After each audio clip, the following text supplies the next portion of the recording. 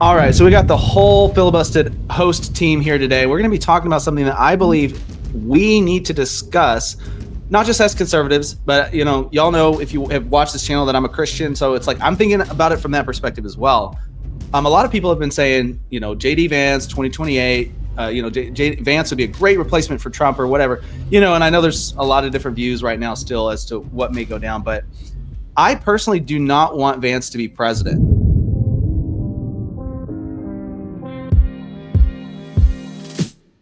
And that may come as a shock to some people. And I'm going to tell you why. Okay. So it's not because I don't like him. It's not because I don't think he's capable. It's not because I don't think he's intelligent or that he's not, conservative enough or whatever. It's none of that. He's not offended me personally in any way. There's actually a much more specifically sinister reason, and it has to do with his contacts and his connections and his backing more than it has to do with him personally. So let's look at a few. Here's an essay, a few different articles here. This is called Friday Essay. Libertarian tech titan Peter Thiel helped make JD Vance the Republican kingmaker's influence is growing. So a couple, and this is obviously written from the liberal perspective and all that. So it's like, I'm not going to get into that, and I'm going to try to stay away from that side of things. But they bring up some good points, which are just the facts about where Vance came from. Okay. So they talk about how Peter Thiel donated Peter Thiel donated $15 million in 2022 to protect Ohio values, which is JD Vance's campaign fund. So this is while he was running for senator.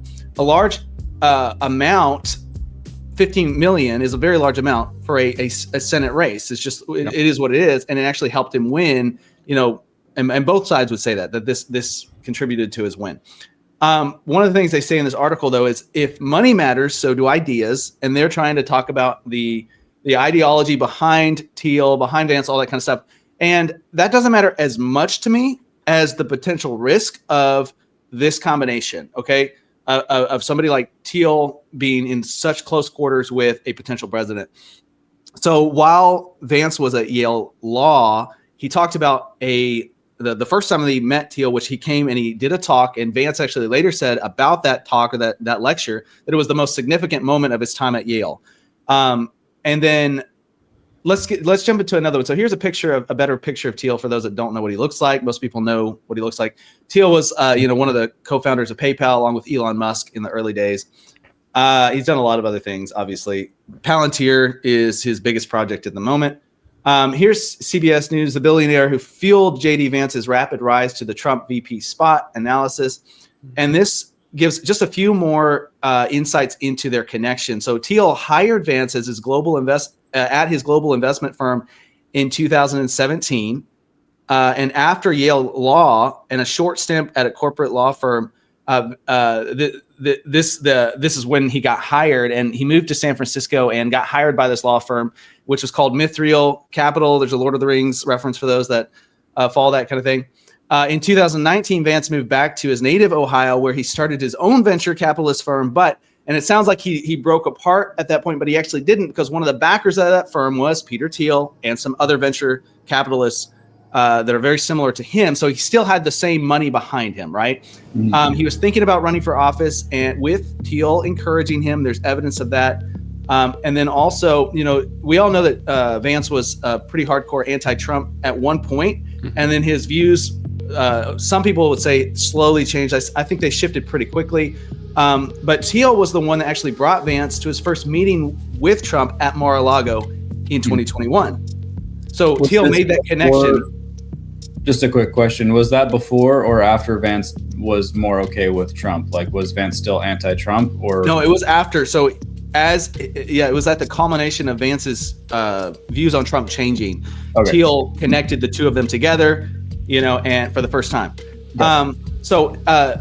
Since then, Vance has also made connections with other tech mega investors. He helped organize a $12 million fundraiser for Trump back in June of 2024. During his campaign, it included venture capitalists like Peter Thiel, although I don't think Peter Thiel was there, an early senior executive at Facebook, David Sachs, who was one of the key figures in developing PayPal. So a lot of these connections he's made through Thiel. And even David Sachs had previously donated about $1 million personally to a pro-Vance super PAC, to help him win originally. So he's got all these connections. And here's, I want to turn it over to y'all to get your initial feedback. And some people would be asking the question, well, why is this bad, right? And I think it's bad because of Teal's work with Palantir, and we're going to get into that in a few minutes. What are y'all's first thoughts? And then we'll jump into the problem with Palantir. So my first take is that I think we're right to look at kind of who the person's connected to and who does their funding and kind of what their interests are, because we see that, that is American politics. Like, that is what is driving the things. It's a special interest in things. So it makes sense to look closely at this. I think we look at, it's very unlikely that a vice president would become president, and we don't really need to be concerned with that. But I think that JD Vance is very unlike many recent vice presidents in modern history, because he has like everything. He says the right things. He's very good with media. He's got a strong background and all of that. So I'd say he is sort of unique in his ability to be able to actually run and actually win and be on the ticket. And so I do think it's a real conversation we need to have. I don't know who else is going to be, coming up at that time. I have others that I would really like to see run. But I do think we are right to question this and to look closely at this, because it is a real concern, especially when we get into some of the Palantir stuff that you were talking about. My first thought is it kind of makes me think of, and I'm not trying to make any value judgments here. I'm literally just trying to connect some dots and make some analysis. But oftentimes, nowadays, of course, the populist right movement is usually referred to as MAGA. So if you think of people being like, okay, we want politicians who are in it for like the average guy, right? And that kind of goes back to like America First kind of stuff, or like we want politicians who are serving American interests that will benefit like the average guy or the middle class at least, or something like that, right? Like that's the kind of focus we have on. And so on the right wing world, I'm just focusing on the right wing world. We have, for this has been for decades. It's been, even before Trump, we've had Republicans that are usually referred to as neocons. And have donors and connections to people that are usually referred to as neoconservatives, neocons. And that is like a different ideology than what like the average Republican has. The average Republican is more populist minded, is more MAGA minded, is more America First minded. And they're like, they have their concerns that are at home, and they're like the way that they think things should be run. And the neoconservatives have more like war hawk focused ideas. And then like, global American hegemony ideas that are more, just more central to, just more typical of like when you get to that level politically, you're not thinking about the same things that the average Joe is thinking about. You're thinking about like, how is the U.S., going to position itself globally, that kind of thing, right? And that's the criticism that we've gotten a lot of times, would be like Republicans saying like, yeah, I'm for the average guy, I'm for the average beliefs, but in reality, their backing and their connections, and then once they get into office and the things they do, it's for the neocons. This is different, because this is like the concern, of course, would be like, okay, well, JD Vance seems he's like MAGA, he's populist, right? But the concern is he going to be doing what his backers want him to be doing? And their ideology, Peter Thiel could not be further away from like an average guy. He is like a technocratic, like, I'm going to usher in, the next kingdom of God through like technology kind of like focused. Like you couldn't get further away from, the average person's concerns with like what Peter Thiel thinks about. So I think that's the concern. And it's a similar concern of like MAGA versus neocons.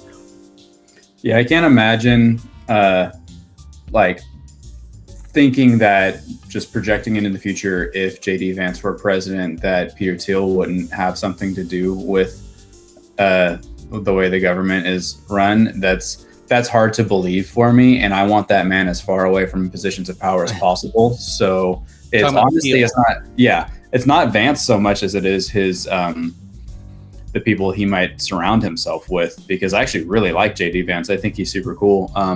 I think he's very down to earth. He's easy to like. Listening to him on podcasts and stuff, like you can tell, and he's following in the footsteps of somebody who also can do that really well. He's literally being trained up by Trump, basically, and so he's going to have that extra bit of charisma when he steps into the limelight finally.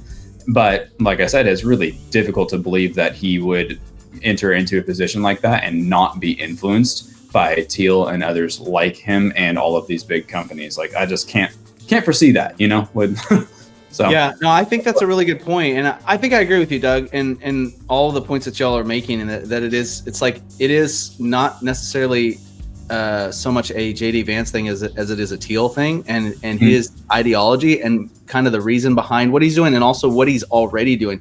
So we did a full episode about this called "The Mysterious Company Taking Over the World," Palantir the Beast in quotes, kind of a funny play on the Antichrist thing there. But maybe not so funny, because I just saw an article today where Peter Thiel says putting restrictions on AI is furthering the Antichrist coming into the world. And I'm like, that sounds like something the Antichrist would say.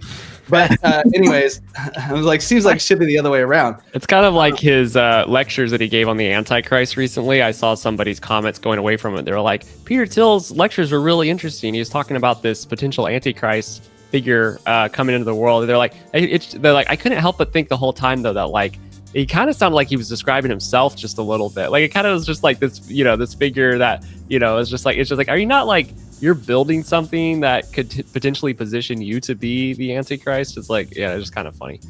I don't know. I don't know if there's some projection there going on. I don't know. I have no idea. Maybe. Let's talk about why Palantir is so bad. I'm just going to give a couple quick points. If y'all want to learn more, go watch that full video that we did, the mysterious company taking over the world, Palantir the Beast. But I'm going to give a couple quick points and then let y'all weigh in on your thoughts on Palantir and a potential connection that Vance could bring. And here's the thing. The reality is Trump has already asked Palantir to create a national database of U.S. citizens. Okay? Yep. That's already happened and sounds a lot like the UK digital ID system that everybody has freaked out about recently, right? Sounds similar to that or could lead to that. I was thinking that when Doug said that, he was like, I don't know if I want Vance in office because I don't know if I want Teal anywhere close to like the government. I was just in my brain. I was like, that he already has access to Donald Trump, and he already has access to both of them. Like they both really like this guy. But like I like Trump and I like Vance as well, but they both really like this guy. So you got to take the good with the bad because he already has a lot of influence.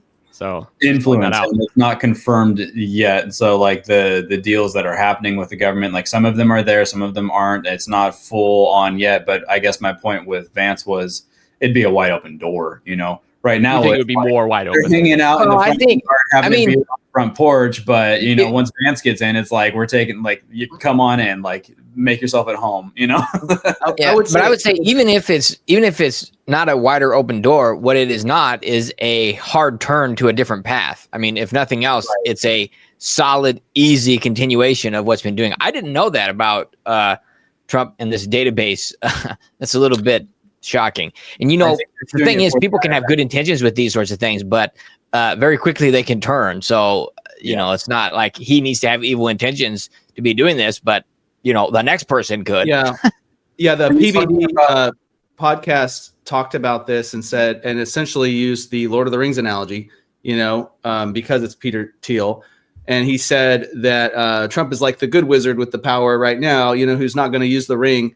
But what happens when an evil wizard gets into power, another president who's willing to do something else and also has access to the ring, and uses it for whatever, nefarious. Gandalf refuse to use the ring, so he's not willing to touch it. He recognizes the evil there, and he's not willing to touch it because he knows it will corrupt him and use him to complete its nefarious purposes. Yeah, and this is kind of talking about. I don't know if I represent anybody in our audience or not, but I am always clueless whenever you guys talk about that stuff. So I'm probably want to know. You are, but it's hard not to talk about Lord of the Rings when this guy names all of his stuff after Lord of the Rings. Yeah, it's so hard not. Right. To. I mean, I get the concept, but when you get the details.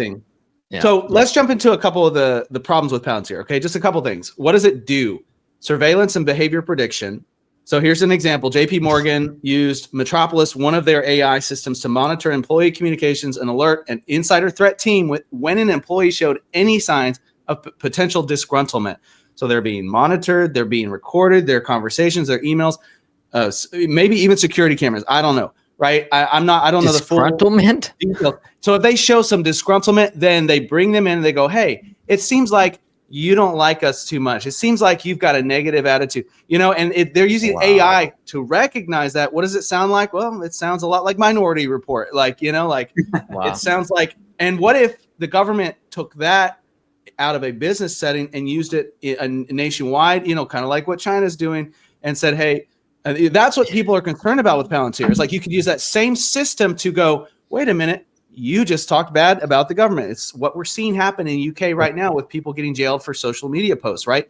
And so that's it. That's the risk involved. That's why it's so scary. They've also, like Alex Karp, CEO of Palantir, has also said our product is used occasionally to kill people, is what he said. Critics have warned that this technology could lead to lethal. I always have to jump in What? when you talk about that because that's completely taken out of context. Well, no. I understand that. But hang on, I'm going to explain. I'm looking at Ryan's face where he's like, "What does he mean by it's used to kill people?" Well, that was awfully casually mentioned. That's all I'm saying. They're That's talking the about is they're talking about within the war environment. They're talking about lethal weapons that decide who to strike without human input. Like that's what they're talking about. So it's like AI at the trigger of a gun in a war setting. But the problem is if you have that happening in one place in the world, same sort of system, and the behavior prediction happening in the civil arena, and then someday you can combine those two things together. Yeah. That's the problem. It's not combined right now. And yeah, Reese, you're right. I'm reading that out of context. Apply the Patriot Act. Most of what the military uses Palantir for is not for AI making decisions about who to shoot with a missile. Mostly it is data analysis. So mostly it is putting all of their data that they already have coming into one system so they can see it visually and make better decisions. Yeah, and the TSA that's mostly uses what it's used for. So just a little bit of context there. No, the TSA mostly uses my data to help me get on the flight, but yeah, we'll see what else they do with it in 5 years. I'm trying to explain the critics' point of view and how they're connecting dots in the future. Any thoughts on Palantir, and especially as it relates to Vance and Thiel and the future of the United States?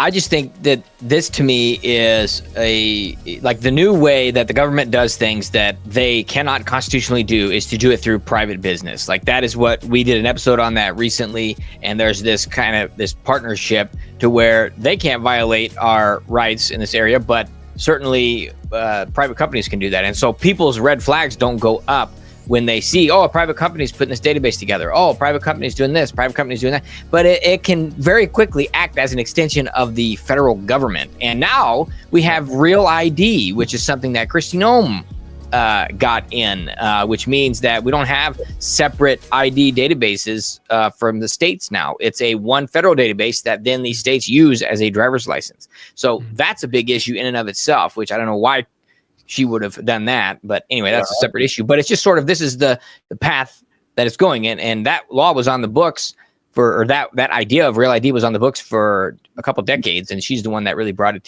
into effect. So yeah, I think unfortunately the unfortunate reality that I believe is going to happen is this is coming down the pipeline no matter what. Or at least this kind of thing. It's going to happen. We are going to have these kinds of things happen. We're going to have mass surveillance at some point. So the only my take on life in general is how can I push this off as far as possible? Because I'm like, I mean, we were told that these kinds of things are gonna happen. We're really steadily on that trajectory. I don't think that there's going to be a hard pivot from it, but that would be the only way he'd get my vote is if there was some kind of hard pivot and we were going a completely different direction, more autonomy, more decentralization, more less government oversight and control and all of that. But at this point, like you look at the way civilization is across the world, and it's like, I don't know that that's even an option. There would have to be some crazy things happen to make it so that we could kind of revert a little bit. So I don't know. We'll see. Yeah. My thoughts on that are just the fact that I think politically, I think it's interesting that Peter Thiel's, I guess, considers himself to be a libertarian or like a super techno libertarian or something. It's kind of funny because libertarians typically don't like things that will lead to mass government surveillance, that kind of stuff or whatever. But he's building something that is like, could lead to, but it's a private company. I've seen that before. It's kind of funny where it's just like, it's like kind of like communists are like, the corporations have too much power. We don't want these corporations to have too much power. So we'll have the government eat all the corporations, and then it's like, wait a second, but now we have one corporation that has all the power. So it's like, which direction do you want to go? But then libertarians or anarchists are like, oh, the government has too much power, right? So let's get it, like, we want no more government. And then it's like, who are you going to be ruled by? It's like, well, you're going to be ruled by one massive corporation that owns everything and controls everything. It's like you're just trading one power for another power. And I think that is an unfortunate but also interesting aspect of like political life. Is like, you can't really, power vacuums are really hard to maintain, and that's why like classical liberalism is always such a difficult thing to try to maintain. It's like or libertarianism, it's like you're trying to keep, I want the government to have power because I want it to be effective. I don't want it to be able to do things, but I don't want it to have too much power. And it's like, I want corporations and private businesses to have agency and be able to make a change and make really cool stuff that I can buy. And then it's like, but they keep getting smarter and better and better. And then eventually it's like, well, they're acquiring power and they want to know everything about you so they can sell you more things. Then at a certain point, it's like, well, why do this private corporation knows every single thing about me and like surveils my entire life and listens to my phone conversations? And then it's like, there's the line blurs between the government and the private corporations, especially as we saw recently with Google admitting that the Biden administration, whatever they told them to censor or to suppress, they did immediately, no questions asked. So like, yeah, absolutely. You want this person off YouTube? They're gone. Like whatever the Biden administration told them to do. Google recently admitted to doing that, 100% across to doing that, which to your point, Ryan, it's like, whatever the government can't do constitutionally, it could technically just be able to do through private companies just by putting a little bit of pressure on them. So it's really interesting. I think there's a weird thing happening on the right, and I think we're going to keep seeing this, where you have a split between like more libertarian minded people of like, oh, we hate the government, we don't want the government to have power, versus more people kind of like Teal and I don't know, other individuals that are like, well, it's a game of power, so our side should grab as much power as we can, and it's us versus China, so we're either going to create AGI and have a mass supercomputer that can decide everything for us and make the best decisions, or China's going to do it first and they're going to rule the world. And so it's like that's the debate happening on the right that I think is one of the biggest splits right now. Is like, do we truly want to be libertarian and say, yeah, like let's limit the government's power and let us all be free, or do we want a king and do we want to be like, all right, yeah, we need somebody to take power because we need someone who can defeat China, we need someone who can protect us from the communist ideology stuff that that's trying to rule us in a way that we don't want to be ruled. So we'd rather be ruled